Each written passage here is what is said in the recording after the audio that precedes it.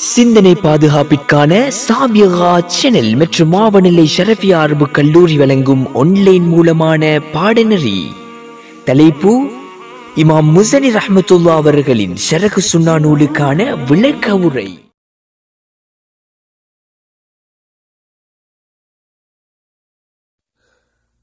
அஸ்ஸலாமு அலைக்கும் வரஹ்மத்துல்லாஹி வபரகாத்துஹு. إن الحمد لله نحمده ونستعينه ونستغفره ونعوذ بالله من شرور أنفسنا ومن سيئات أعمالنا من يهده الله فلا مضل له ومن يضلل فلا هادي له وأشهد أن لا إله إلا الله وحده لا شريك له وأشهد أن محمدا عبده ورسوله. اللهم صل وسلم وزد وبارك عليه وعلى آله وأصحابه ومن اهتدى بهديه وقتفى أثره إلى يوم الدين. ما بعد. அன்பிற்கும் மதிப்புக்கும் உரிய இஸ்லாமிய சகோதர சகோதரிகளே, இமாம் ஷாஃபிஈ ரஹ்மத்துல்லாஹ் அவர்களுடைய மாணவர் இமாம் இஸ்மாயில் இப்னு யஹ்யா அல் முஸனி ரஹ்மத்துல்லாஹ் அவர்களின் ஷரஹ் சுன்னா என்ற நூலுக்கான விரிவுரையின் 2வது பாடத்திலும் உங்கள் அனைவரையும் சந்திப்பதில் பெரும் மகிழ்ச்சி அடைகின்றோம். அன்பிற்குரியவர்களே, அல்லாஹ் சுப்ஹானஹு தஆலா எப்படி நம்மை இந்த பாடநெறியில் ஒன்று சேர்த்திருக்கிறானோ அதுபோன்று மறுமை நாளில் ஜன்னத்துல் ஃபிர்தௌஸிலும் நம் அனைவரையும் ஒன்று சேர்த்து வைப்பானாக என்ற பிரார்த்தனையுடன் இன்றைய பாடத்தை நாம் ஆரம்பிக்கின்றோம். நாம் ஏற்கனவே நேற்றைய பாடத்திலே சில முன்னுரைகளை பார்த்துவிட்டு இறுதியாக இந்த நூலை இமாம் முஸனி ரஹ்மத்துல்லாஹ் அவர்கள் எதற்காக எழுதினார்கள் என்று நாம் பார்க்கும் பொழுது, அவரை பற்றி கூறப்பட்ட தவறான கருத்துக்களுக்கு மறுப்பாக, அவரை பற்றி தவறான முறையிலே அவர் தவறான கொள்கையில் இருக்கிறார் என்று சொல்லப்பட்ட அந்த அவதூறுக்கு மறுப்பாகத்தான் அவர்கள் இந்த நூலை இந்த கடிதத்தை அவர்கள் எழுதினார்கள். அவருடைய மாணவர்களுடைய வேண்டுகோளுக்கு ஏற்ப என்பதாக நாம் பார்த்தோம். ஒரு அறிஞரை பற்றி தவறாக சொல்லப்படக்கூடிய நேரத்திலே எவ்வாறு நடந்து கொள்ள வேண்டும் என்ற ஒழுக்கங்களையும் இந்த சம்பவம் நமக்கு எடுத்துக்காட்டுகின்றது. நமக்கு இந்த சம்பவம் ஒரு படிப்பினையாக இருக்கிறது. அன்பார்ந்த சகோதரர்களே, எப்படி நாம் ஒரு சம்பவம் எவரையாவது பற்றி, ஒரு நல்ல மனிதரை பற்றி, ஒரு நல்ல அறிஞரை பற்றி ஒரு தவறான கருத்து சொல்லப்படக்கூடிய இடத்திலே அவரிடத்திலே தொடர்பு கொண்டு நாம் அதனை உறுதிப்படுத்திக் கொள்வது எவ்வளவு அவசியமோ, அப்படி உறுதிப்படுத்தாமல் அதனை பரப்பினால் அதன் மூலமாக நாம் பாவத்தை பெற்றுக்கொள்வோம், பாவம் நமக்கு கிடைக்கும் என்பதை நாம் பார்க்கிறோம். அதே போன்று உண்மையிலே ஒருவரை பற்றி ஒரு தகவல் உண்மையாக இருந்தாலும் அதனை தேவையின்றி பரப்புவது அதுவும் குற்றம், அதுவும் தவறுதான். உண்மை என்பதற்காக வேண்டி எல்லோரிடத்திலும் அதனை நாம் என்ன செய்ய முடியாது, பரப்பி மக்களுக்கு மத்தியிலே அதனை அம்பலப்படுத்த முடியாது. தேவை மார்க்கத்தினுடைய நலவுக்காக வேண்டி அதனை உரிய முறையிலே நாம் பயன்படுத்த வேண்டும். எனவே ஷைத்தான் இதனை நாம் பரப்புவதன் மூலமாக மார்க்கத்தை பாதுகாக்கின்ற எண்ணத்திலே சில அறிஞர்களை பற்றி ஒரு தவறான அபிப்பிராயத்தை மக்களுக்கு மத்தியிலே பரப்புவதற்கு ஷைத்தான் சில வேளை தூண்டுவார். எனவே நாம் எப்படி எவரை பற்றியும், ஒரு அறிஞரை பற்றியோ யாரை பற்றியோ தேவையில்லாமல் சமூக வலைத்தளங்களை விமர்சனம் செய்து தெரியக்கூடாது. நாம் கருத்தை நாம் சொல்லுவோம், தவறான கருத்தை விமர்சனம் செய்வோம். ஆட்களை தாக்குவது மிகவும் தவறான ஒரு நிலைப்பாடாக இருந்து கொண்டிருக்கிறது. குறிப்பாக இன்றைய சமூக வலைத்தளங்கள் அதிகரித்திருக்கக்கூடிய இந்த காலத்திலே. அடுத்ததாக அன்பார்ந்த சகோதரர்களை, இன்று இந்த இமாம் முஸனி ரஹ்மத்துல்லாஹ் அவர்களுடைய அந்த கடிதத்துக்கு நாம் வருவோம், அந்த நூலுடைய ஆரம்பத்துக்கு வருவோம். அதிலே அவர்கள் எப்படி ஆரம்பிக்கிறார்கள்? பிஸ்மில்லாஹிர் ரஹ்மானிர் ரஹீம், பிஸ்மில்லாஹிர் ரஹ்மானிர் ரஹீம் என்பதாக ஆரம்பிக்கிறார்கள்.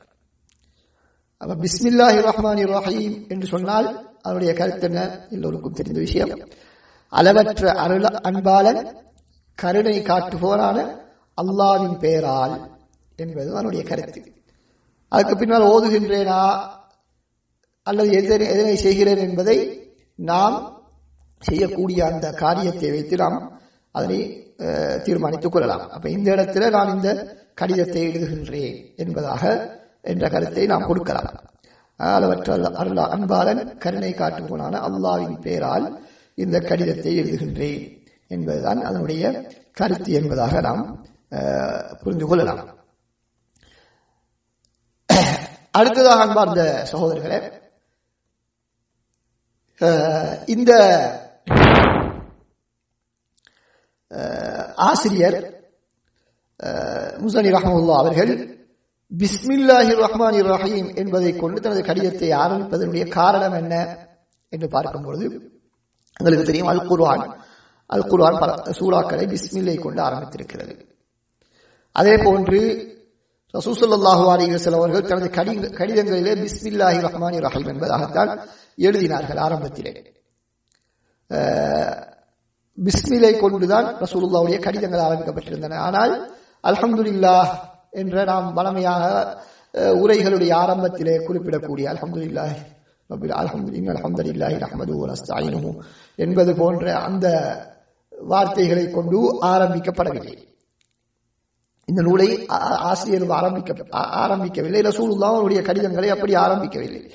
எனவே இது ஒரு நூல் என்பதாக நாம் சொன்னாலும் ஒரு கடிதம் என்பதாகத்தான் நாம் பார்த்தோம். எனவேதான் இவர் இந்த ஆசிரியர் அல்ஹம்துலில்லாஹி ரப்பில் ஆலமீன் என்று ஆரம்பிக்காமல் பிஸ்மில்லை கொண்டு ஆரம்பித்திருக்கிறார்கள். இது ஒரு புத்தகமாக அவர் கருதவில்லை, ஒரு நூலாக கருதாமல் ஒரு சிறிய ஒரு தமக்கு மத்தியிலே ஒரு கடித போக்குவரத்து என்பதனால் தான் பிஸ்மில்லாஹிர் ரஹ்மானிர் ரஹீம் என்பதாக ஆரம்பித்திருக்கிறார்கள். ஆனால் பெரிய நூலாக இருந்தால் அதனை அல்ஹம்துலில்லாஹி ரப்பில் ஆலமீன் என்று ஆரம்பிப்பதுதான் சிறந்ததாக இருக்கிறது.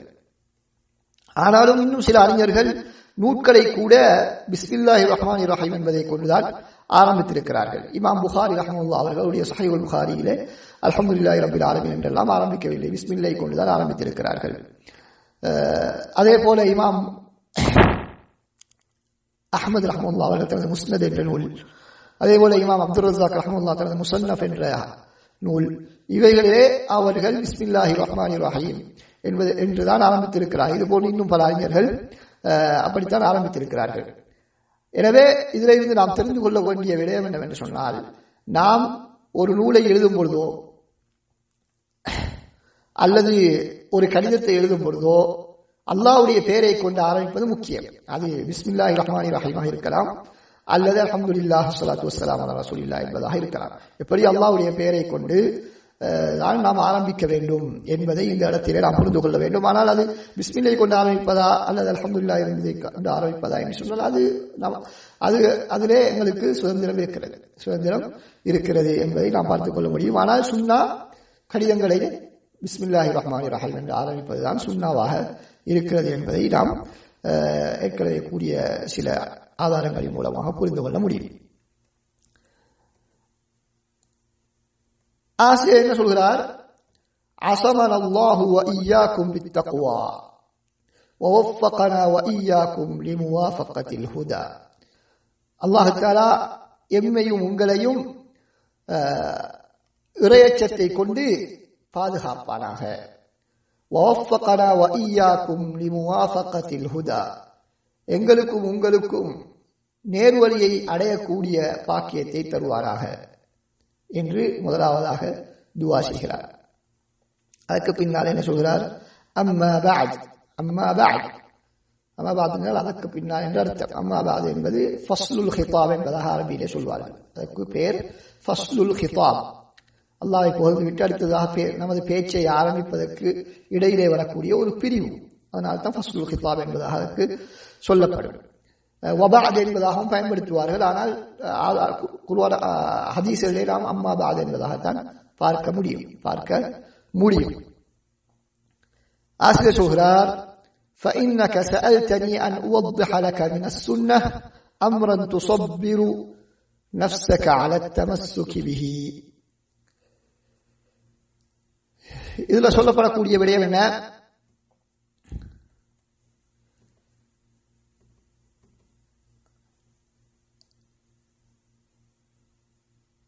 فإنك سألتني أن أوضح لك من السنة أمرا تصبر نفسك على التمسك به وتدرأ به அன்க சுபஹல் அகாவில் வஸைக முஹ்தஸாத்தில் ضالين. இதனுடைய கருத்து என்ன என்று பார்த்தால்,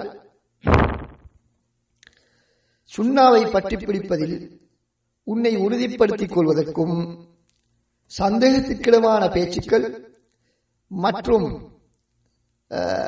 வழிகேடர்கள் உருவாக்கிய நூதனமான விடயங்களின் வழிகேட்டை விட்டும் உன்னை பாதுகாத்துக் கொள்ளும் சுன்னாவின் ஒரு விடயத்தை தெளிவுபடுத்துமாறு என்னிடம் கேட்டுக்கொண்டீர். இதுதான் இப்பொழுது நான் வாசித்ததனுடைய தமிழ் மொழிபெயர்ப்பாக இருக்கிறது. அப்ப இதனுடைய விளக்கம் என்னவென்று சொன்னால், அவர் சொல்கிறார்,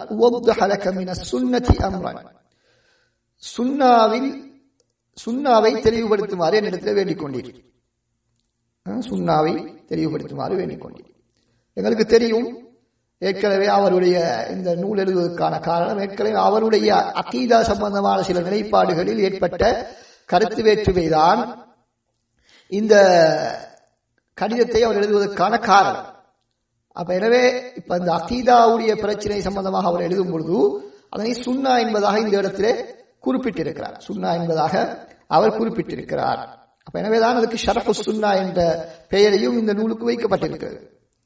அவர் இந்த வார்த்தையை பயன்படுத்தியதன் காரணமாக சுன்னா என்று சொன்னால் என்ன என்பதை பற்றிய விளக்கம், அதுதான் ஷரஹு சுன்னா. ஷரஹ் விளக்குதல், சுன்னா என்றால் அகீதா.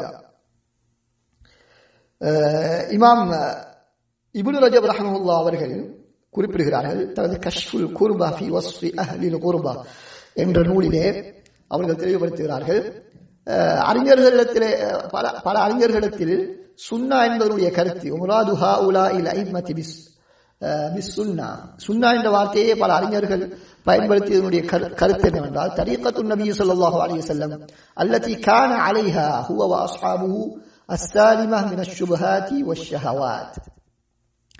தவறான சிந்தனைகள், தவறான மனோ இச்சைகள், இவைகளில் இருந்து பாதுகாப்பு பெற்ற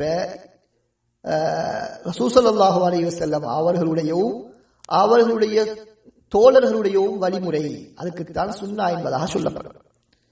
அந்த கருத்தில் தான் அறிஞர்கள் பல இடங்களில் சுன்னா என்பதாக பயன்படுத்தி இருக்கிறார்கள் என்பதாக இமாம் இப்னு ரஜப் ரஹ்மத்துல்லாஹி அவர்கள் சொல்லிவிட்டு சொல்கிறார்கள். பின்பு சும்ம ஃபி ஸார ஃபி உர்ஃபி கஸீரின் மினல் உலமாஇ முத்தஅഖீரின் மின் அஹ்லில் ஹதீஸ் வ கைரிஹிம். அறிஞர்களுடைய பழக்க வழக்கத்திலே எப்படி மாறிவிட்டதா சுன்னா என்று சொன்னால், அகீதாவுடைய விஷயத்திலே, அகீதாவுடைய விடயத்திலே தவறான சிந்தனைகளை விட்டும் நீங்கிய கொள்கைக்குத்தான் அசுன்னா என்பதாக சொல்லப்படும். அசுன்னா என்று சொன்னால் அறிஞரிடத்திலே என்ன கருத்து பயன்படுத்தப்படும், அஹ்லுல் ஹதீஸ்களை ஏனைய அறிஞர்களுடைய வழக்கத்திலே எந்த கருத்தில் பயன்படுத்தப்படும் பல சந்தர்ப்பங்களில் அகீதா, எந்த விதமான தவறான சிந்தனைகளும் இல்லாத அகீதாவுக்குத்தான் அசுன்னா என்பதாக சொல்லப்படும். குறிப்பாக ஃபி மசாயிலில் ஈமான் பில்லாஹ், அல்லாஹ்வை ஈமான் கொள்ளக்கூடிய விடயத்தில், மலாயிகத்தி அவனுடைய மலக்குமார்கள் சம்பந்தப்பட்ட, வேதங்கள் சம்பந்தப்பட்ட, ரசூல்மார்கள், அதே போல மறுமை நாள், அதே போல விதி, சஹாபாக்களுடைய சிறப்புகள், இது போன்ற விடயங்களில் தவறான கொள்கைகளை இல்லாமல் தூய்மையான கொள்கைக்குத்தான் அசுன்னா என்ற வார்த்தை பயன்படுத்தப்படும் என்பதாக இமாம் இப்னு ரஜப் ரஹ்மத்துல்லாஹி அவர்கள் சொல்கிறார்கள். அதுக்கு பின்னால் சொல்கிறார்கள், வஸன்னஃபு ஃபீ ஹாதல் இல்மி பிஸ்மி சுன்னா. எனவே இந்த அகீதாவுடைய கலையிலே அவர்கள் சுன்னா என்ற பெயரிலே நூல்களை தொகுத்தார்கள். லிஅன்ன ஹத்தரஹு அதீம், ஏனென்றால் அதனுடைய விபரீதம் மிகவும் பாரதூரமானது. வல் முகாலிஃபு ஃபீஹி அலா ஷஃபா ஹலகா, அதிலே தவறு விடுபவர் வழிகேட்டின் விளிம்பில், அந்த அழிவின் விளிம்புக்கு சென்று விட்டார். எனவேதான் அசுன்னா என்ற பெயரை பயன்படுத்திய அறிஞர்கள் இந்த அகீதா, தவறான கொள்கைகளை விட்டு நீங்கிய தூய்மையான அகீதாவுக்கு அசுன்னா என்ற வார்த்தையை பயன்படுத்துவார்கள். ஏனென்றால் அதிலே இருந்து விலகினால் பித்ஆவுக்கு சென்று விடுவார். அதனால்தான் அந்த அலா ஷஃபா ஹலகா என்பதாக இமாம் இப்னு ரஜப் ரஹ்மத்துல்லாஹி அவர்கள் சொல்கிறார்கள். அதிலே மாற்றம் செய்பவர் அழிவின் விளிம்புக்கு சென்று விடுவார் என்பதாக குறிப்பிடுகிறார்கள். எனவே அன்பார்ந்த சகோதரி, இந்த இடத்திலே அவர்கள் அசுன்னா என்ற வார்த்தையை பயன்படுத்தி இருப்பது நாம் வளமையாக புரிந்து கொள்ளக்கூடிய அந்த ஹதீஸ் உடைய கருத்தில் அல்ல. ஹதீஸுடைய கருத்திலோ அல்லது செய்தால் நன்மை விட்டால் பாவம் இல்லை என்ற கருத்தில் வரக்கூடிய சுன்னா என்ற கருத்திலும் அல்ல. அது உசூல் ஃபிக்ஹ் கலை அறிஞர்களுக்கு மத்தியிலே பிரபலியமான ஒரு கருத்து. அடுத்ததாக சுன்னா என்பது ஹதீஸ் கலையிலே ரசூலுல்லாஹ்வுடைய சொல் செயல் அங்கீகாரம் இவைகளை குறிக்கும். ஆனால் அகீதாவுடைய விடயத்திலே சுன்னா என்று சொல்லப்பட்டால் அது எதனை குறிக்கும் என்று சொன்னால் குர்ஆன் ஹதீஸிலே அகீதா சம்பந்தமாக இடம்பெற்ற விடயங்களை குறிக்கும், தவறான கொள்கைகளை விட்டும் நீங்கிய தூய்மையான அகீதாவை குறிக்கும் என்பதை நாம் இந்த இடத்திலே மிக தெளிவாக புரிந்து கொள்ள வேண்டும். அன்பார்ந்த இஸ்லாமிய சகோதர சகோதரிகள், எனவே பல அறிஞர்கள் இந்த சுன்னா என்ற பெயரிலே அகீதா கிதாபுகளை தொகுத்திருக்கிறார்கள். அகீதா கிதாபிலே தொகுத்திருக்கு. ஏன் அந்த அகீதாவுக்கு அப்படி தவறான அகீதா இல்லாமல் தூய்மையான அகீதாவுக்கு சுன்னா என்பதாக பெயர் சொல்லப்படுகிறது என்று சொன்னால், அகீதா என்பது ஆதாரங்களின் அடிப்படையில் மாத்திரம்தான் கட்டி எழுப்பப்படும். அதிலே என்ன மனிதர்கள் ஒப்பீடு செய்து ஃபிக்ஹ் கலையிலே செய்வது போன்று ஆய்வெல்லாம் செய்ய முடியாது. அவர்கள் அதிலே தெளிவாக வந்த நஸ்களிலே தெளிவான நஸ்களிலே வந்த அடிப்படையை வைத்து அல்லது இஜ்மாவை வைத்து அனைவராலும் ஏற்றுக்கொள்ளப்பட்ட முடிவுகளை வைத்துதான் இந்த அகீதாவை கட்டமைக்க வேண்டுமே தவிர ஒவ்வொருவரும் தான் நினைத்த சித்தாந்தங்களை உருவாக்கி கொண்டு ஒவ்வொரு பெயரிலே அகீதாக்களை உருவாக்க முடியாது. தமது தலைவர்களுடைய தான் நேசிக்கக்கூடிய தலைவர்களுடைய பெயர்களிலே என்ன செய்ய முடியாது, அகீதாக்களை உருவாக்க முடியாது. அப்படி யாராவது அகீதாவை உருவாக்கினால் அது தவறு என்பதை நாம் தெளிவாக புரிந்து கொள்ள வேண்டும். எனவே தூய்மையான அகீதா என்பதை சுன்னா என்று சொல்வதற்கான காரணம் அதுதான். காரணம் என்ன, அதிலே மனிதர்களுடைய கூற்றுக்கு எந்த விதத்திலையும் இடமில்லை என்பதை நாம் தெளிவாக புரிந்து கொள்ள வேண்டும்.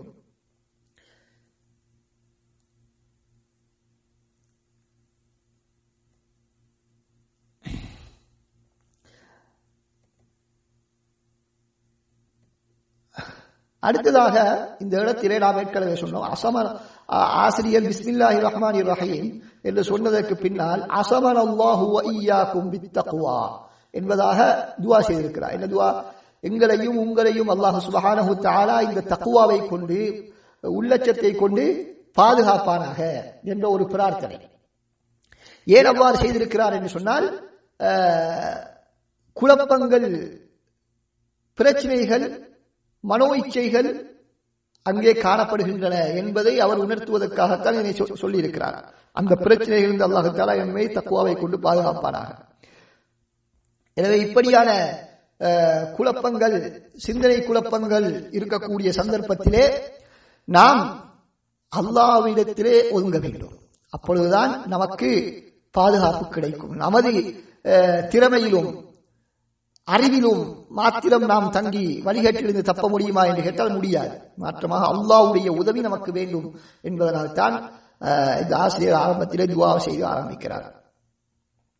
எனவே ஒரு கேள்வி கேட்கப்பட்டு தெளிவுபடுத்துவதற்கு முன்னால் ஒரு துஆவை செய்திருக்கிறார், ஒரு துஆவை செய்திருக்கிறார். எனவே நாமும் அவ்வாறுதான் நடந்து கொள்ள வேண்டும்.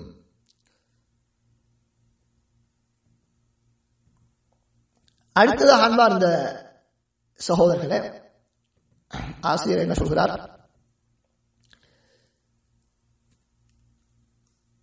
உறுதியாக பற்றி பிடித்துக் கொள்ளக்கூடிய சுன்னாவை உமக்கு தெளிவுபடுத்துமாறு நீர் என்னிடத்தில் கேட்டிருக்கிறீர். அப்ப எனவே உறுதியான முறையிலே பற்றி பிடிப்பதற்குரிய அகீதா என்ன என்பதாகத்தான் கேள்வி. எனவே அதற்காகத்தான் இவர் பதில் சொல்கிறார். அதற்காகத்தான் இவர் பதில் சொல்கிறார். சுன்னா என்று சொன்னால்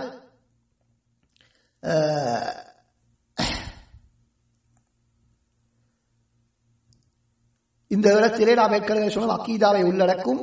அது வஹியைத்தான் இந்த இடத்திலே உள்ளக்கும். குர்ஆன் சுன்னா முழுமையான வஹிக்கும் சேர்த்துதான் இந்த இடத்திலே சுன்னா என்பதாக பயன்படுத்தப்பட்டிருக்கிறது. எனவே ஏன் அகீதாவை நாம் குர்ஆன் சுன்னாவில் இருந்து மாத்திரம்தான் நாம் எடுக்க வேண்டும்.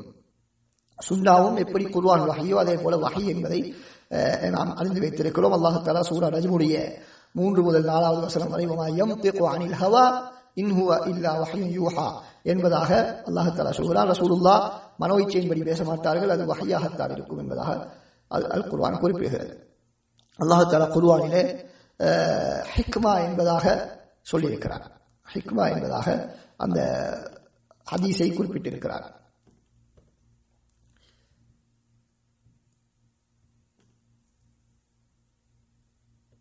அடுத்ததாக ஆசிரியர் என்ன சொல்கிறார்? உறுதியாக பற்றி பிடித்துக் கொள்ளக்கூடிய சுன்னாவை உங்களுக்கு தெளிவுபடுத்துமாறு கேட்டிருக்கிறேன். இந்த இடத்திலே அன்பார்ந்த சகோதரர்களே, சுன்னாவை பற்றி பிடிப்பது சம்பந்தமாக ஏன் பேசப்படுகிறது என்று கேட்டால், மனிதனை பொறுத்தவரையிலே 3 வழியிலே அவன் வழிகட்டு செல்வதற்கு வாய்ப்பு இருக்கிறது. 2 வெளியிலே இருந்து ஏற்படக்கூடிய விடயங்கள், 1 மனிதனுக்குள் இருந்து ஏற்படக்கூடிய விடயம். வெளியில இருந்து வரக்கூடியதான் இந்த ஷைத்தான், ஜின்கள், அதே போல மனிதர்கள், மோசமாக கெட்ட மனிதர்கள், கெட்ட ஜின்களின் மூலமாக இந்த மனிதனுக்கென வழிகேடுகள் காட்டப்படும், உருவாக்கப்படும். அதே போல 3வது மனிதனுக்குள்ளே இருக்கக்கூடிய அவனுடைய நஃப்சுல் அம்மாரா பிஸ்ஸூ, தீமையை கொண்டு ஏவக்கூடிய அவனுடைய நஃப்ஸ், இவைகளின் மூலமாக மனிதன் வழிகட்டி செல்வதற்குரிய வாய்ப்பு இருக்கிறது. அவனுக்கு சில சிந்தனைகள், அவனுடைய சிந்தனையிலே தோன்றக்கூடிய சில சிந்தனைகளின் மூலமாக அவன் என்ன செய்யலாம், வழிகட்டி செல்லக்கூடிய வாய்ப்பு இருக்கிறது. அல்லது வேறு மற்றவர்கள் அவனுக்கு வழிகேட்டை உண்டாக்குவதற்கும் வாய்ப்பு இருக்கிறது. அப்ப எனவே யாரெல்லாம் இந்த சுன்னாவை பற்றி பிடிக்கக்கூடிய இடத்தில் இப்படி நாம் வழிகட்டி செல்வதற்குரிய வாய்ப்பு இருக்கிறது என்று நினைத்து என்று தெரிந்திருப்பார்களோ அவர்கள் என்ன செய்வார்கள், சுன்னாவை உறுதியாக பற்றி பிடித்துக் கொள்வார்கள். ரசூல் ஸல்லல்லாஹு அலைஹி வஸல்லம் ஹதீஸிலே என்ன சொல்கிறார்கள், நீங்கள் எனது சுன்னாவை அழைக்கும் சுன்னத்தி வ சுன்னத்தில் குலஃபாஇர் ராஷிதீன், எனது சுன்னாவையும் குலஃபாஉர் ராஷிதீனுடைய சுன்னாவையும் எனக்கு பின்னால் பற்றி பிடித்துக் கொள்ளுங்கள். அது மட்டுமல்ல, பற்றி பிடித்துக் கொள்ளுங்கள். வஅது அலைஹா பின் நவாஜித், கடைவாய்ப்பற்களால் நீங்கள் கவ்வி பிடித்துக் கொள்ளுங்கள் என்பதாக ரசூலுல்லாஹி ஸல்லல்லாஹு அலைஹி வஸல்லம் அவர்கள் சொல்கிறார்கள். அப்ப இந்த இடத்திலே எதனை எங்களுக்கு சொல்ல வருகிறது, அதாவது சுன்னாவுக்கு மாற்றமாக மனிதன் நடப்பதற்கான பல்வேறு விதமான காரணிகள் இருக்கின்றன. எனவே ஒரு மனிதன் எப்பொழுது தனக்கு எதிரிகள் இருப்பார்கள், தனது கொள்கைக்கு மாற்றமானவர்கள் இருக்கிறார்கள் என்பதை தெரிந்திருப்பானோ அப்பொழுது அவன் தன்னை சுதாரித்துக் கொள்வான். அப்படி தனக்கு எதிரிகள் யாருமே இல்லை என்று தெரிந்திருக்கக்கூடிய நேரத்திலே, எதிரிகள் இல்லை என்று அவன் நினைத்துக் கொண்டிருந்தால் அவன் என்ன செய்வான், அதிலே சுதாரித்துக் கொள்ளாமல் சாதாரணமாக இருந்து கொள்வான். திடீரென்று அவனை எதிரிகள் தாக்கக்கூடிய நேரத்தில் அவனுக்கு சிக்கலாகிவிடும். எனவே ரசூலுல்லாஹி ஸல்லல்லாஹு அலைஹி வஸல்லம் அவர்கள் ஹதீஸ்களிலே பல இடங்களில் என்ன சொல்கிறார்கள், இப்படி வழிகெடுக்கக்கூடியவர்கள் வருவார்கள், அந்த நேரத்திலே நீங்கள் என்ன செய்ய வேண்டும், உறுதியாக சுன்னாவை பற்றி பிடித்துக் கொண்டிருக்க வேண்டும் என்பதாக சொல்வார்கள். இப்ப இஸ்திம்சாக், பற்றி பிடித்துக் கொள்வது எப்போது நடக்கும் என்று சொன்னால், யாராவது எங்களிடத்திலிருந்து ஏதாவது ஒன்றை பறிக்க பார்க்கக்கூடிய நேரத்திலே தான் நாம் உறுதியாக பற்றி பிடித்துக் கொள்வோம், உறுதியாக நாம் பற்றி பிடித்துக் கொள்வோம். அப்படி இல்லை என்று சாதாரணமாகத்தான் கையில வைத்திருப்போம். எனவே நாம் பற்றி பிடித்துக் கொள்ளுமாறு எங்களுக்கு சொல்லப்பட்டிருப்பதனுடைய காரணம் என்ன, நம்மிடத்திலிருந்து அதனை பறித்தெடுப்பதற்கு பலர் பார்த்துக் கொண்டிருக்கிறார்கள். எனவே அன்பார்ந்த சகோதரர்களை, சுன்னாவை பின்பற்றக்கூடிய பாக்கியம் கிடைத்தால் அதை நாம் உறுதியாக பற்றி பிடித்துக் கொள்ள வேண்டும். நம்மிடத்தில் அதனை பிடுங்கி எடுப்பதற்கு பலரும் பல்வேறு முயற்சிகளை செய்து கொண்டிருக்கிறார்கள். அது மாத்திரமல்ல, ரசூலுல்லாஹி அந்த ஹதீஸில் எப்படி சொல்கிறார்கள், வஇய்யாக்கும் வமுஹ்தஸாத்தில் உமூர், புதிதாக உருவாக்கப்பட்டவற்றை விட்டு உங்களை எச்சரிக்கிறேன். சுன்னாவை நீங்கள் உறுதியான முறையில் பற்றி பிடித்துக் கொள்ளுங்கள், கவி பிடித்துக் கொள்ளுங்கள் என்று சொன்னாலே போதுமானது. இருந்தாலும் ரசூலுல்லாஹி ஸல்லல்லாஹு அலைஹி வஸல்லம் அவர்கள் மீண்டும் புதிதாக உருவாக்கப்படுவதை விட்டு உங்களை எச்சரிக்கிறேன் என்று சொல்வதன் மூலமாக என்ன சொல்ல வருகிறார்கள், ஒரு விடயத்தை ஏவிவிட்டு அதற்கு எதிரானவற்றை தடுக்கிறார்கள். அப்ப இப்பொழுது இது இன்னும் உறுதியாக அந்த கொள்கையில இருக்குமாறு நமக்கு தெளிவுபடுத்துகிறது. அல்லாஹ் தஆலா குர்ஆனிலே வஅன்ன ஹாதா ஸிராத்தி முஸ்தகீமன் ஃபத்தபிஉ, இதுதான் எனது நேரான பாதை, இதனை பற்றி பிடித்துக் கொள்ளுங்கள், இதனை பின்பற்றுங்கள். வலா தத்தபிஉஸ் சுபுல், பல்வேறு வழிகளை நீங்கள் பின்பற்ற வேண்டாம். ஃபதஃபர்ரக பிக்கும் அன் சபீலி, அது நேரான வழியை விட்டு உங்களை திருப்பிவிடும் என்பதாக அல்லாஹ் சுப்ஹானஹு வ தஆலா சொல்கிறார். அன்பார்ந்த சகோதரர்களே, மனிதன் வழிகட்டிச் செல்வதற்கு 2 முக்கியமான காரணங்கள் இருக்கின்றன. ஒன்று ஷஹவாத், அவனுடைய மனோ இச்சைகள். 2வது தவறான சிந்தனைகள், ஷுபஹாத். ஷஹவாத் தவறான எண்ணங்கள், ஷுபஹாத் தவறான சிந்தனை, தவறான மனோ இச்சைகள் ஷஹவாத் என்று சொன்னால். ஷுபஹாத் என்று சொன்னால் சிந்தனைகள், தவறான சிந்தனைகள், சந்தேகங்கள். இந்த மனோ இச்சையை பொறுத்தவரையிலே மனிதன் அதனை விரும்பி சரி என்று கருதி செய்வது கிடையாது. அவனுடைய ஆசையை நிறைவேற்றிக் கொள்வதற்காகத்தான் அவன் செய்வான். அதை செய்வதற்கான தூண்டல் கிடைத்தால் அதனை செய்வான், இல்லாவிட்டால் அதை செய்யாமல் விட்டு விடுவான். ஆனால் ஷுபஹாத் என்று சொல்லக்கூடிய இந்த தவறான சிந்தனைகளை பொறுத்தவரை அது மனிதனுடைய உள்ளத்தை ஆழமாக பதிந்திருக்கும். அதன் காரணம் இருந்தோ காரணம் இல்லாமலோ அதனை உள்ளத்திலே உறுதியாக நம்பி இருப்பான். அதுதான் ஷஹவாத்துக்கும் சுபஹாத்துக்கும் இடையில வித்தியாசம். ஷஹவாத் என்பது மனிதன் தேவைப்பட்டால் மாத்திரம் செய்துவிட்டு முடித்து விடுவான். அதாவது விபச்சாரம், மது அருந்துதல், கொள்ளையடித்தல், இது போன்ற விடயங்கள் அவன் தேவை ஏற்படும் பொழுது செய்வான். ஆனால் சுபஹாத், ஒரு தவறான சிந்தனையை மார்க்கமாக ஒருத்தன் ஏற்றுக்கொண்டிருந்தால் அதனை அவர் எப்பொழுதுமே கடைபிடித்துக் கொண்டிருப்பார். தேவையில்லை என்றெல்லாம் அவர் பார்க்க மாட்டார். எனவேதான் இப்லீஸை பொறுத்தவரையில் இப்லீஸுக்கு இந்த மனிதன் பாவம் செய்வதை விட இந்த பித்அத் போன்ற காரியங்களில் தவறான இஸ்லாத்தினுடைய பெயரால் தவறான சிந்தனைகளில் இந்த மனிதன் ஈடுபடுவதை தான் அவனுக்கு விருப்பமாக இருந்து கொண்டிருக்கிறது. ஏனென்றால் மனிதன் அதனை மார்க்கமாக கருதி செய்கிறான். எனவே அதனை விடுவதற்கு வாய்ப்பே கிடையாது. அதனை அவன் விடுவதற்கு வாய்ப்பு கிடையாது. அதனால்தான் அல்லாஹ் ரசூலுல்லாஹ்வுடைய ஒரு ஹதீஸிலே வருகிறது, பித்அத்வாதியினுடைய தௌபா ஏற்றுக்கொள்ளப்பட மாட்டாது. அதனுடைய கருத்து என்ன? தௌபா ஏற்றுக்கொள்ளப்பட மாட்டாது என்பதல்ல, மாற்றமாக தௌபா செய்வதற்கு அவனுக்கு வாய்ப்பு கிடையாது. ஏன்? அவன் அதனை மார்க்கமாக கருதி செய்கிறான், பாவமாக கருதி செய்யவில்லை என்று இமாம் அஹ்மது ரஹ்மத்துல்லாஹி அவர்கள் அதற்கு விளக்கம் சொல்கிறார்கள். எனவேதான் பாவிகள் பலர் தௌபா செய்து திருந்துகிறார்கள், ஆனால் பித்அத்வாதிகள் அப்படி திருந்த மாட்டார்கள், இலகுவிலே அவர்கள் திருந்த மாட்டார்கள். அதே போல இந்த பாவமான காரியங்களில் ஈடுபடக்கூடியவர்கள், தவறான மனோ இச்சைகளில் ஈடுபடக்கூடியவர்கள் அதனை நோக்கி மற்றவர்களை அழைக்க மாட்டார்கள். ஆனால் இந்த பித்அத்துகளை செய்யக்கூடியவர்கள், தவறான கொள்கைகள் இருக்கக்கூடியவர்கள் அதனை நோக்கி மக்களை அழைத்துக் கொண்டிருப்பார்கள். அதனால் தான் ஒரு மது அருந்தக்கூடிய ஒரு தந்தையோ அல்லது கொள்ளையடிக்கக்கூடிய ஒரு தந்தையோ தனது பிள்ளையையும் அந்த தொழிலுக்கு அவர்கள் என்ன செய்ய மாட்டார்கள், பழக்க மாட்டார்கள் பெரும்பாலும். ஆனால் இந்த பித்அத்தை செய்யக்கூடியவர்கள் தனது முழு குடும்பம் இல்லை, முழு ஊரும் தன்னை பின்பற்றி நடக்க வேண்டும் என்பதாக அவர்கள் எதிர்பார்ப்பார்கள். எனவேதான் இந்த பித்அத் என்பது மிகவும் பாரதூரமான ஒரு விடயம். அதே போல இந்த ஷஹவாத், மனோ இச்சையின் காரணமாக ஒரு மனிதர் பாவம் செய்கிறார் என்று சொன்னால் அது மனிதன் வயது முதிர்ந்து செல்ல செல்ல செல்ல அது குறைந்து கொண்டு செல்லும். அல்லது அவனுடைய தேவை நிறைவேறினால் அதனை விட்டு விடுவான். களவெடுப்போம், தேவை ஏற்பட்டால் களவெடுப்பான், தேவையை நிறைவேறிவிட்டால் களவெடுக்க மாட்டான், பணக்காரன் ஆகினால் களவெடுக்க மாட்டான். இப்படி பல்வேறு சந்தர்ப்பங்கள் அதனை விட்டு தவிர்த்து கொள்வான். ஆனால் இந்த பித்அத்தை செய்யக்கூடியவர்கள் தனது வயது செல்ல செல்ல செல்ல என்ன செய்வார்கள், அதனை உறுதியாக இருப்பார்கள், அதனை விட்டுக் கொடுக்க மாட்டார்கள். அதே போல இந்த பித்அத்தான காரியத்தை செய்யக்கூடியவர்கள் அதனை உறுதியாக இருப்பதற்கு முயற்சி செய்வார்கள். ஆனால் பாவத்தை செய்யக்கூடியவர்கள் எப்படியாவது அதனை விட்டு விலகிவிட முடியாதா என்றுதான் அவர்கள் பார்த்துக் கொண்டிருப்பார்கள். இப்படி பல்வேறு விதங்களிலே இந்த தவறான சிந்தனைகள் என்பது மிகவும் பாரதூரமாக இருக்கிறது ஏனைய பாவங்களை விட என்பதை நாம் புரிந்து கொள்ள வேண்டும்.